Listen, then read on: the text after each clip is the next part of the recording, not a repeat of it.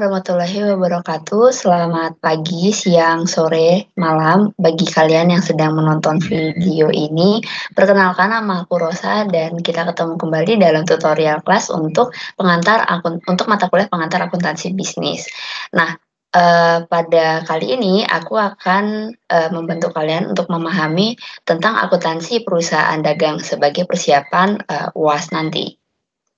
Nah, sebetulnya siklus akuntansi perusahaan dagang itu tidak jauh berbeda dengan siklus akuntansi perusahaan jasa. Kegiatannya sama, mulai dari pencatatan semua transaksi ke dalam jurnal, kemudian dibukukan ke dalam buku besar dengan kelompok akun yang sejenis, dan di akhir periode nanti setiap saldo dari semua rekening akan dihitung, kemudian dicantumkan ke proses neraca lajur yang akhirnya memudahkan proses pembuatan laporan keuangan. Perbedaannya itu ada di perbedaannya dengan siklus akuntansi perusahaan jasa ada di jurnal dan akun-akunnya. Karena perusahaan dagang ini inti usahanya adalah mendistribusikan barang, dia ada kegiatan jual beli, otomatis berbeda dengan perusahaan jasa yang tidak menyimpan barang, kita perlu sebuah akun untuk mencatat inventaris perusahaan atau untuk mencatat persediaan barang dagangnya. Nah, ini ada beberapa akun yang perlu diperhatikan nanti. Ada akun persediaan barang dagang, pembelian, retur, potongan pembelian, beban angkut pembelian, penjualan, retur penjualan, dan potongan penjualan. Nah, selain akun, ada beberapa hal juga yang harus diperhatikan dalam perusahaan dagang, itu syarat pembayarannya. Syarat pembayaran tuh dalam perusahaan dagang bisa menggunakan beberapa metode. Contohnya yang pertama ini 2/10 N/30. Angka 10 dan 30 ini menandakan batas waktunya. Dia menandakan hari. Sedangkan angka 2 dan huruf N ini menandakan diskonnya atau potongan harga yang didapatkan pembeli. Contoh untuk syarat 2/10 ini artinya jika seorang pembeli melunasi pembeliannya dalam jangka waktu 10 hari, dia akan mendapatkan diskon sebesar 2%. Begitu pula untuk syarat yang N/30, kalau seorang pembeli itu melunasi pembeliannya dalam jangka waktu 30 hari, dia tidak akan mendapatkan potongan apapun. Dia harus melunasi jumlah pembayarannya sesuai dengan yang tertera dalam kesepakatan awal. Begitu juga untuk syarat yang lain yaitu 1/15 ataupun N/60 ataupun LM. Selain syarat pembayaran, kita juga perlu perhatikan syarat penyerahan barang. Kalau dalam perusahaan dagang itu ada 2 metode yang paling umum dipakai, ada shipping point dan destination point.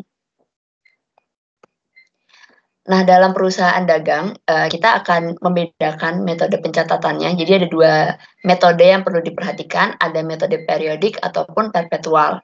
Kalau metode periodik artinya dia barang itu persediaan barangnya dicatat secara fisik dan dia membutuhkan ayat jurnal penyesuaian untuk nanti di akhir periode. Sedangkan metode perpetualnya adalah metode yang melakukan pencatatan secara terus-menerus. Jadi kondisi persediaan barangnya selalu terupdate. Dan kalau sebuah perusahaan dagang itu memakai metode perpetual, dia tidak memerlukan ayat jurnal penyesuaian untuk di akhir periode. Kalau untuk persiapan ujian sendiri dalam mata kuliah pengantar akuntansi bisnis, yang paling sering dipakai adalah metode periodik.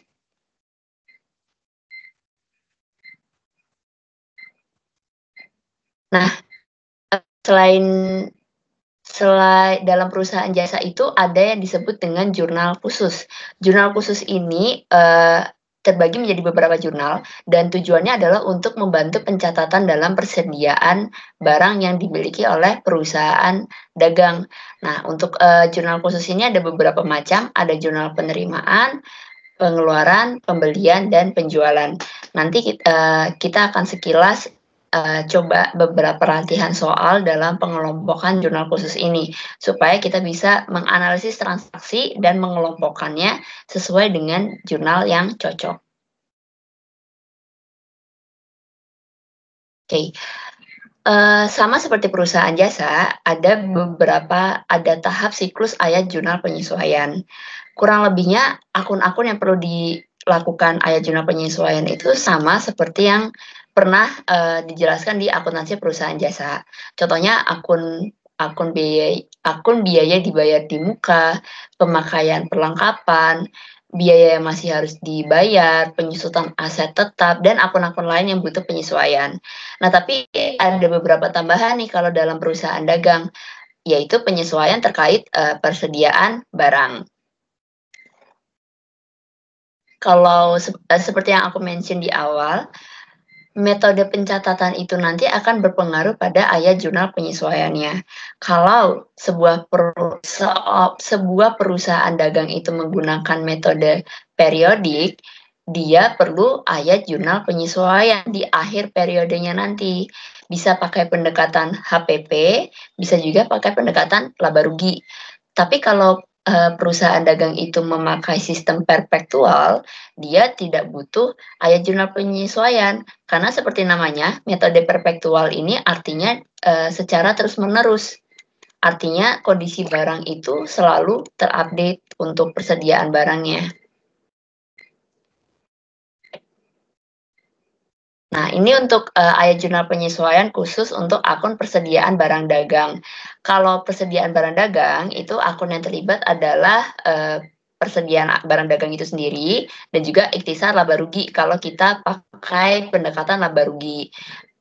Kalau untuk persediaan barang dagang akhir juga sama, cuman beda di posisi debit dan kreditnya aja.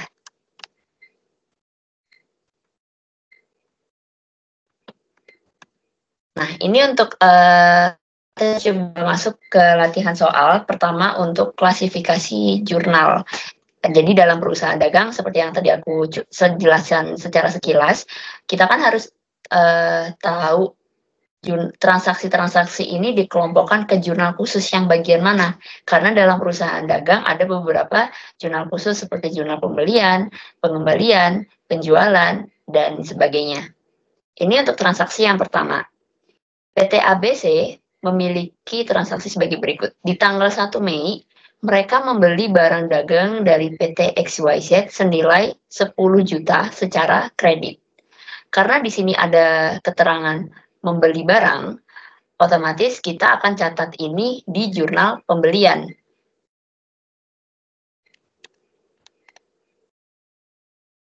Nah, karena tadi dia mention membeli, berarti akun yang terlibat adalah akun pembelian dan kenapa utang? Karena, sekilas dia ada sebut, dia membeli barang secara kredit. Jadi utang usaha itu kalau saldo normalnya, kalau bertambah kan ada di kredit ya, berarti untuk jurnal pembeliannya nanti, pembelian di debit sebesar 10 juta dan utang di kredit sebesar 10 juta. Ini untuk transaksi yang pertama. Kemudian untuk transaksi yang kedua. Di tanggal 3 Mei, PT ABC menjual barang dagang kepada PT DEF senilai 15 juta secara kredit. Nah, karena transaksi ini adalah transaksi penjualan, seperti yang sempat di-mention di sini adalah menjual barang dagang, kita masukkan ke jurnal penjualan. Untuk akun yang terlibat itu sendiri adalah akun piutang dan penjualan. Kenapa dia piutang? Karena di sini ada mention dia menjual barang ke PT DEF secara kredit. Artinya PT DEF ini masih ngutang ke PT ABC sebesar 15 juta. PT ABC akan memiliki piutang yang harus ditagihkan ke PT DEF senilai 15 juta. Jadi untuk piutangnya kita debit 15 juta dan penjualannya kita kredit sebesar 15 juta. Nah, kemudian untuk transaksi yang ketiga, di tanggal 5 Mei, PT ABC membayar utang kepada PT XYZ senilai 10 juta. Ini berkaitan dengan transaksi yang pertama. Nah, karena dia membayarkan utang, otomatis ini masuk ke jurnal pengeluaran karena dia melibatkan arus kas yang keluar. Karena dia melibatkan arus kas yang keluar untuk membayar utang, maka akun yang terlibat itu adalah akun utang dan akun kas. Utang kalau berkurang dia ada di posisi debit, sedangkan kas kalau dia berkurang dia ada di posisi kredit. Maka dari itu untuk jurnal pengeluaran transaksi yang ketiga, utang di debit 10 juta, sedangkan kasnya di kredit 10 juta. Ini untuk transaksi yang ketiga. Nah, kemudian untuk transaksi yang keempat, di tanggal 7 Mei, PT ABC menerima pembayaran dari PT DAF sebesar 15 juta. Ini berkaitan dengan transaksi yang kedua, menerima pembayaran dari piutangnya. Artinya karena piutangnya itu berkurang 15 juta. Jadi di transaksi yang keempat ini termasuk jurnal penerimaan kas karena menerima pembayaran.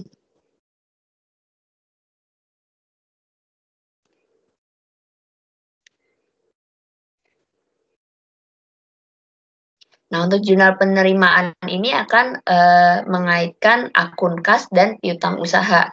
Kasnya dia akan menerima kas, otomatis karena kasnya bertambah dia ada di posisi debit, dan piutangnya berkurang. Karena piutang itu masih dalam sisi aktiva, dan aktiva itu kalau berkurang ada di posisi kredit, maka piutang ini masuknya di kredit.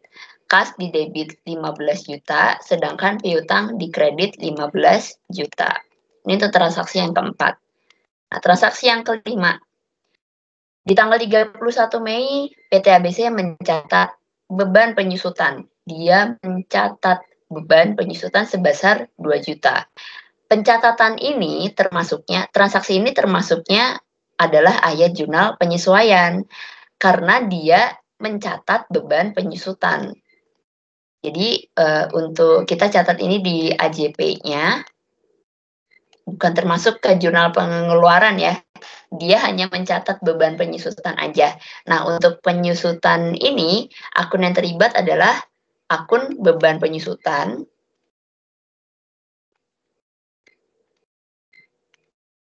dan akun akumulasi penyusutan.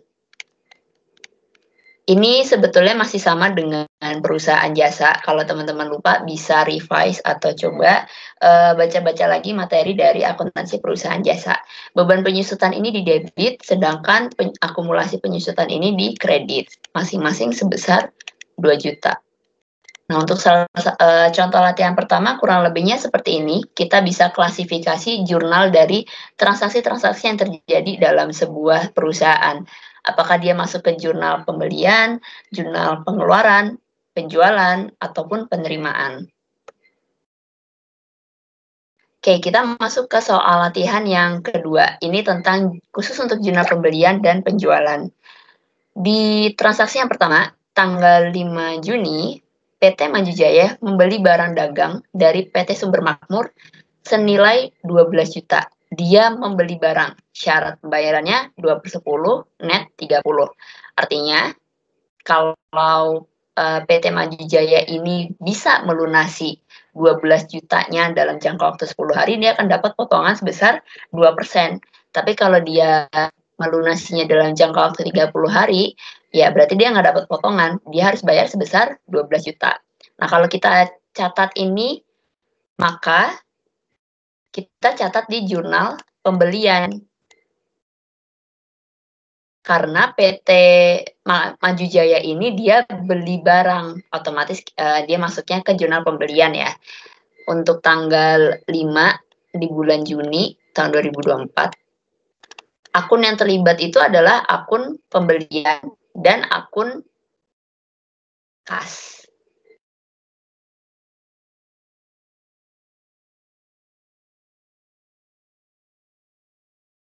Karena di sini tidak ada Untuk yang transaksi yang pertama ini dia pakainya utang ya, karena dia nyicil konsepnya ada syarat pembayaran. Kalau ada kata-kata syarat pembayaran ini berarti dia melakukan transaksinya secara utang, karena dia kalau dia bayar 10 hari nanti dia dapat diskon, kalau dia bayar 30 hari dia nggak dapat diskon gitu. Untuk akun dalam transaksi yang pertama ini melibatkan akun pembelian dan akun utang. Pembelian di debit sebesar 12 juta, dan utangnya bertambah di posisi kredit sebesar 12 juta.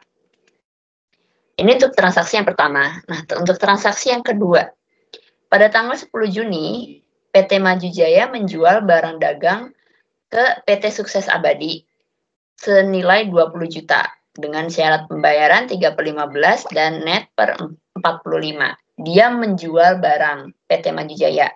Karena dia menjual barang, otomatis ini masuk ke jurnal penjualan.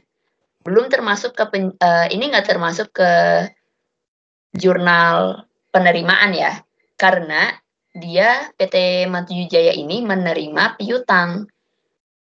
Kenapa piutang? Karena si PT Sukses Abadi ini membeli barangnya dengan cara kredit. Di sini ada keterangan syarat pembayaran. Jadi pembayarannya dia tuh secara kredit. Karena dia masuk ke jurnal penjualan, akun yang terlibat itu untuk tanggal 10 bulan 6 2004, akun yang terlibat adalah piutang dan penjualan. Piutangnya bertambah di posisi debit sebesar 20 juta dan penjualannya bertambah juga, tapi di saldo normalnya di posisi kredit sebesar 20 juta. Ini untuk transaksi yang kedua. Transaksi yang ketiga. Pada tanggal 14 Juni 2024, PT Maju Jaya membayar utang ke PT Sumber Makmur.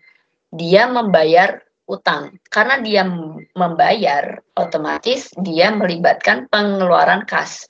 Dia melibatkan pengeluaran kas. Jadi jurnalnya adalah jurnal pengeluaran. Untuk tanggal 14 6 2024, akun yang terlibat adalah utang usahanya berkurang di posisi debit, kasnya juga berkurang di posisi kredit. Nah, kita cermati lagi. PT Maju Jaya membayar utang ke PT Sumber Makmur. Ini berkaitan dengan transaksi yang pertama. Di transaksi yang pertama, ada syarat pembayaran 2 per 10 dan net per 30. Kita lihat di sini dia mengajukan kreditnya itu di tanggal 5 Juni. Sedangkan ini di tanggal 14 Juni. Otomatis dia membayar kurang dari 10 hari dong. Karena dia melunasi utangnya dalam jangka waktu 10 hari, dia dapat diskon sebesar 2%. Oleh karena itu, di akun jurnal pengeluaran, kita juga perlu mengkredit potongan pembelian.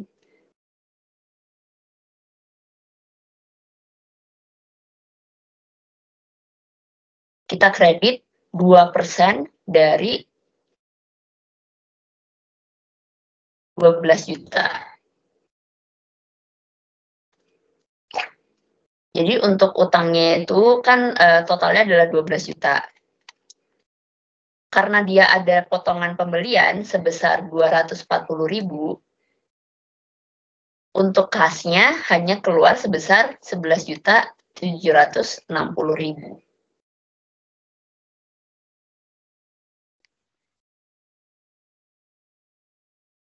Nah, kurang lebihnya untuk transaksi yang ketiga seperti ini. Jadi di jurnal pengeluaran, kita cermati lagi, ini untuk transaksinya berkaitan dengan transaksi apa, kita perlu lihat apakah dia punya syarat pembayaran dan kita perlu perhatikan juga tanggalnya, apakah dia dapat potongan diskon atau enggak. Karena nanti di jurnal khususnya kita perlu catat juga untuk diskon yang didapat, semisal kita bayarnya sesuai dengan syarat pembayaran yang ada gitu. Utangnya di debit 12 juta, kas yang dikredit sebesar 11.760 karena dia dapat potongan pembelian sebesar 240.000. Ini untuk latihan pembelian dan penjualan. Kemudian untuk soal selanjutnya yaitu khusus untuk di jurnal pengeluaran dan penerimaan. Di tanggal 15 Juni 2024, PT Sejahtera Makmur membayar biaya listrik bulan Mei sebesar 1.500.000 secara tunai. Dia membayar otomatis, dia termasuknya ke jurnal pengeluaran.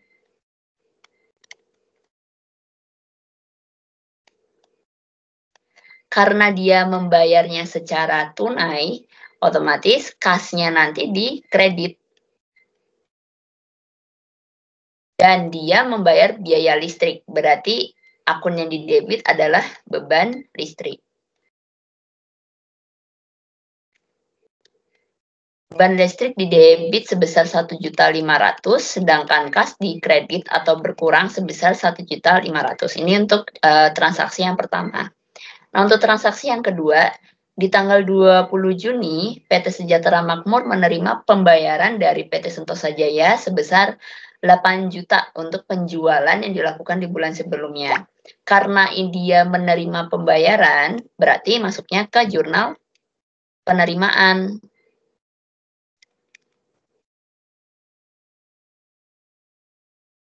Karena dia menerima pembayaran, kasnya otomatis bertambah. Kasnya bertambah di posisi debit dan piutang itu berkurang di posisi kredit.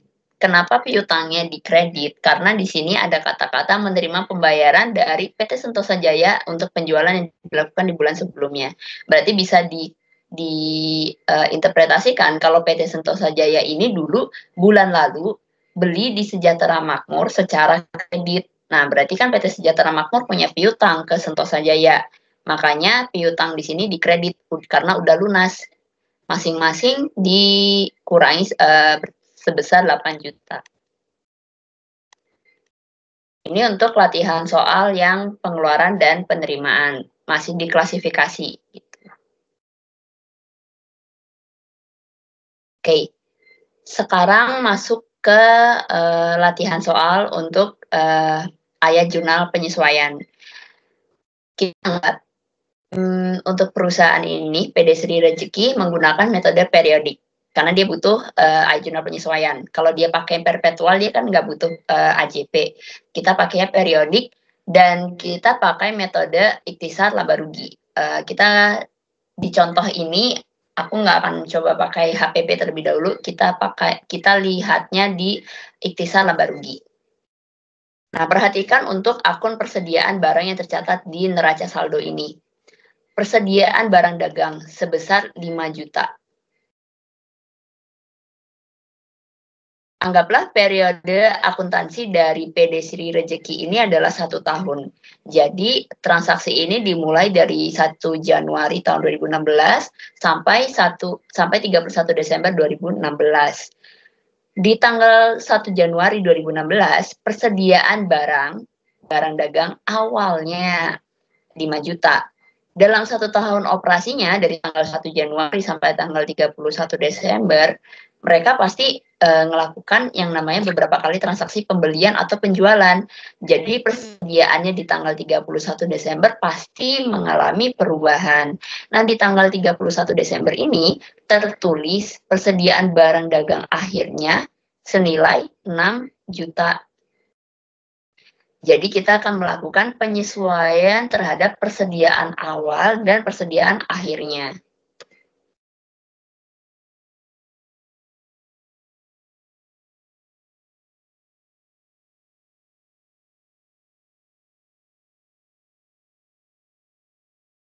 Nah, untuk akun penyesuaian persediaan barang dagang ini akan melibatkan akun persediaan barang dagang awal dan akun persediaan barang dagang akhir.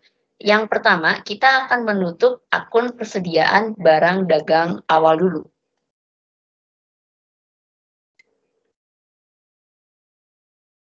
Karena persediaan barang dagang awal itu kan dicatat di posisi debit awalnya. Karena kita mau melakukan penutupan untuk menyesuaikan, maka posisinya itu akan ada di kredit. Jadi untuk ayat jurnal persediaan barang dagang awal ini, kita debit akun ikhtisar laba rugi.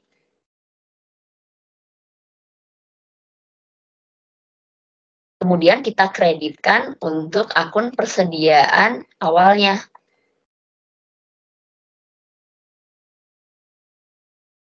Nah, kita tutup. Maksudnya dari sini adalah kita mau menutup untuk akun persediaan awal. Di awal tadi kan akun persediaan barang dagang ini senilai 5 juta. Berarti di sini kita Ikhtisar laba rugi kita debit 5 juta dan persediaan barang dagang awal yang kita kredit atau kita tutup sebesar 5 juta juga. Kemudian kita buka untuk persediaan akhir. Kebalikannya dengan persediaan awal, untuk persediaan akhir ini kita debit akun persediaan akhir. Kita buka dengan di posisi debit.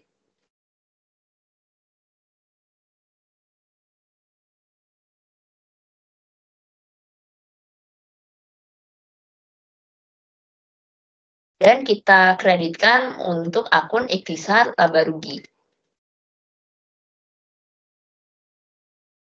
Nah, tadi diketahui persediaan barang dagang akhirnya adalah 6 juta. Maka di ayat jurnal penyesuaian untuk persediaan barang dagang akhir ini, persediaan akhir kita debit 6 juta, sedangkan ikhtisar laba ruginya kita kreditkan sebesar 6 juta juga. Nah, ini untuk ayat jurnal penyesuaian untuk perusahaan dagang yang menggunakan metode periodik, khusus untuk di bagian akun persediaan barangnya. Kurang lebihnya seperti itu untuk penutupan dan pembukaan persediaan barang dagang awal dan akhir. Ini ada beberapa latihan soal. Ini ada latihan soal untuk jurnal penyesuaian. Jadi untuk transaksi yang pertama, di akhir bulan Juni tahun 2024, PT Bersama Jaya harus mencatat beban penyusutan untuk peralatan kantor sebesar 2.500.000 dan beban gaji yang masih harus dibayar sebesar 3 juta. Ini bukan transaksi yang butuh khusus untuk perusahaan dagang ya. Kalau ini kalian menganggap ini perusahaan jasa juga bisa, karena akun yang terlibat adalah beban gaji dan penyusutan peralatan kantor, yang mana ini sama dengan akuntansi perusahaan jasa. Jadi untuk ayat jurnal penyesuaiannya, pertama ada 2 nih. Untuk AJP penyusutan peralatan.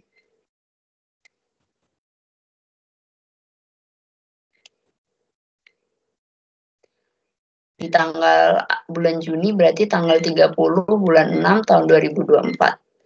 Akun yang terlibat adalah akun beban penyusutan dan akumulasi penyusutan peralatan.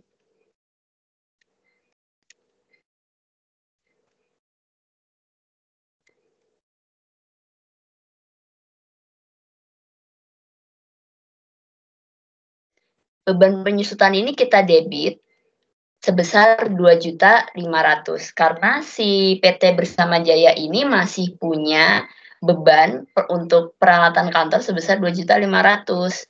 Sedangkan untuk akumulasi penyusutan peralatannya kita kreditkan sebesar 2.500.000 juga. Sedangkan untuk ayat jurnal penyesuaian yang beban gaji,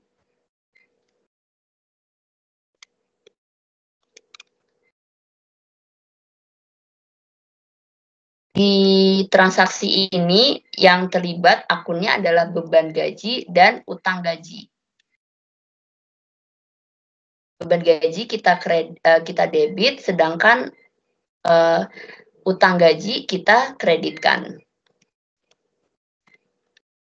Masing-masing sebesar 3 juta. Nah, ini kurang lebih untuk ayat jurnal penyesuaian PT Bersama Jaya. Jadi terdapat perbedaan ya antara akuntansi perusahaan dagang dan perusahaan jasa, kurang lebihnya itu di bagian akun-akun jurnal yang harus dibuat. Kalau untuk siklusnya itu masih sama dengan akuntansi perusahaan jasa. Paling sih gitu aja untuk pembukaan atau pengenalan akuntansi perusahaan dagang tutorial kelas untuk mata kuliah akuntansi untuk bisnis. Semoga kalian bisa mempelajari dan memahami untuk akuntansi perusahaan dagang ini. Jangan lupa banyakin latihan soal, bisa cari sumber di beberapa buku akuntansi ataupun lewat Google, karena akuntansi itu tidak bisa dipahami hanya dengan dibaca. pada akhirnya kita tetap harus coba latihan-latihan supaya kita terbiasa mengklasifikasikan dan melihat akun apa saja yang terlibat dalam transaksi tersebut. Kurang lebihnya seperti itu, aku tutup. Assalamualaikum warahmatullahi wabarakatuh. Terima kasih karena telah memperhatikan.